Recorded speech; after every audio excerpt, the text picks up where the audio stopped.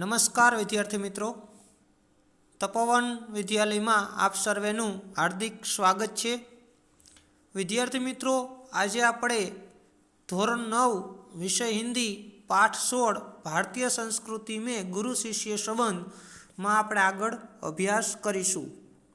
આપણે અગાઉના લેક્ચરમાં જોયું કે ગુરુ શિષ્યના સંબંધો શું અત્યારે હાલમાં છે અને પહેલાં શું હતા, એમાં આપણે થોડું આગળ જોવાનું છે।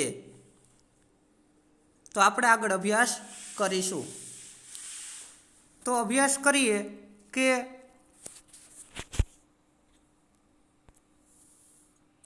एक बार सुप्रसिद्ध भारतीय पहलवान गामा मुंबई आए। एक वक्त सुप्रसिद्ध भारतीय पहलवान गामा मुंबई आव्या।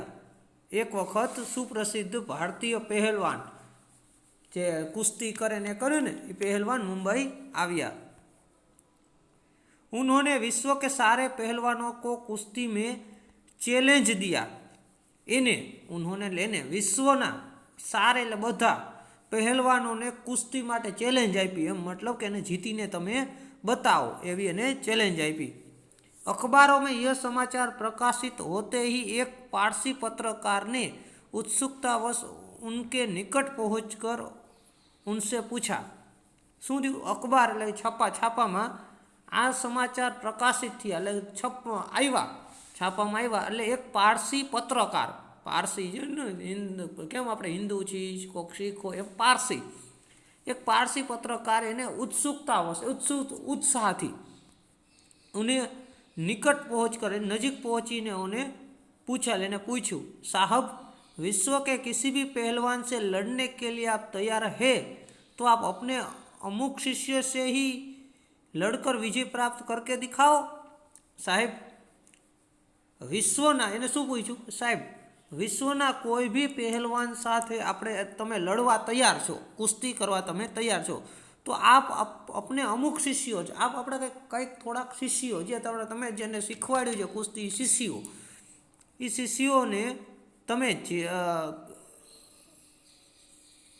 एनी शिष्यो साथे लड़ीने एटले कि कुश्ती करीने तमे विजय प्राप्त करके दिखाओ, तमे जीतीने बताओ।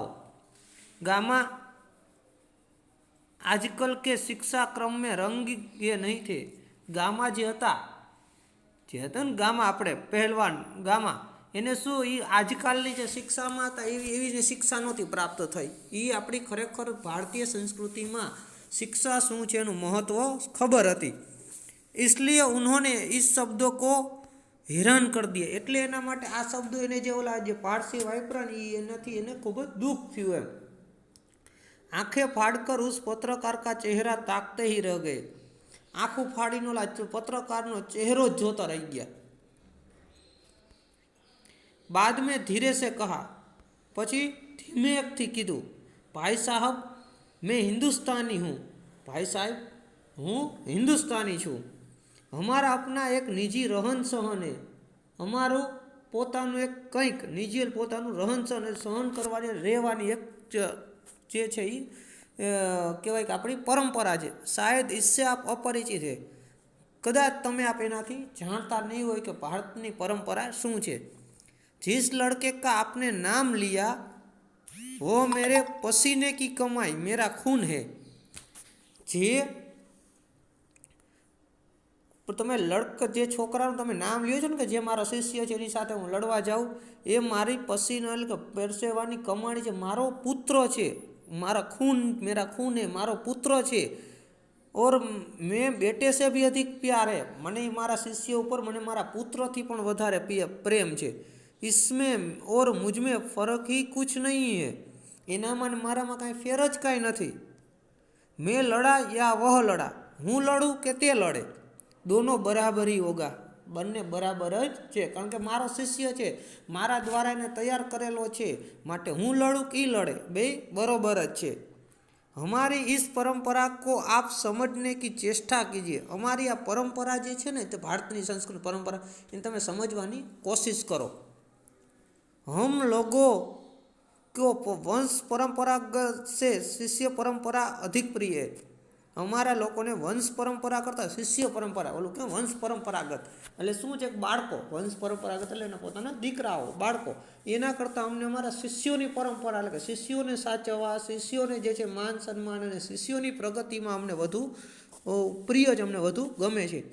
ख्याति और प्रभाव में हम सदा यह चाहते हैं कि हम अपने शिष्यों से कम प्रभावी रहे। ख्याति और प्रभाव में अमारी जो प्रशंसा और प्रभाव रही ने अमे कायम एम मानी छे कि शिष्यों करता ओछो रहीए। यानी हम यही चाहेंगे कि संसार में जितने नाम मैंने कमाए उससे कहीं अधिक मेरे पिता कमाए। मुझे लगता है आप हिंदुस्तानी नहीं हो। તમે જે રીતની વાત કરો છો એ રીતે શું છે કે ભાઈ તમને એમ થાય કે મેં જે નામ હું જે કમાવું છું એનાથી જાજુ નામ એના પિતાને કમાય। ઠીક છે કે મને લાગે છે કે તમે હિન્દુસ્તાની નથી। જે પારસી પત્રકાર છે ને એને એમ કીધું કે તમે હિન્દુસ્તાની કદાચ મને એવું લાગે નકર તમે આવો શબ્દ ન વાપરો એમ।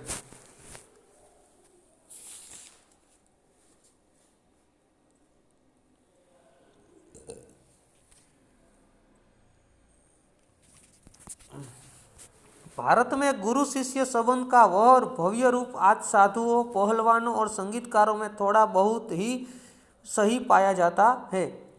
भारत में आज गुरु शिष्यનો संबंध है ये आजना भव्य रूप आजना साधुओं, पहलवानों और संगीतकारों में કંઈક થોડું કઈ ખબર પડે છે।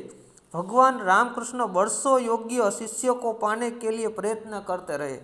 भगवान रामकृष्ण वर्षों योग्य शिष्य को पाने के लिए प्रयत्न कर रहे। उनके जैसे व्यक्ति को भी उत्तम शिष्यों के लिए रो रो कर प्रार्थना करनी पड़ी थी। शू कीधुं छे एने पण उनके जैसे एना जेवा पण शिष्यों मेळववा माटे रोज रोईने प्रार्थना करवी पड़ी हती।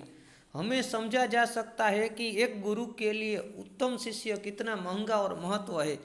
ये कि हमारे शू छे कि आपणे ए समझवुं जोईए कि एक उत्तम व्यक्ति माटे एक उत्तम सारो शिक्षक शिष्य એ કેટલો જે છે મહત્વપૂર્ણ છે, महत्व એનું છે કેટલું યોગ્ય जरूरी છે।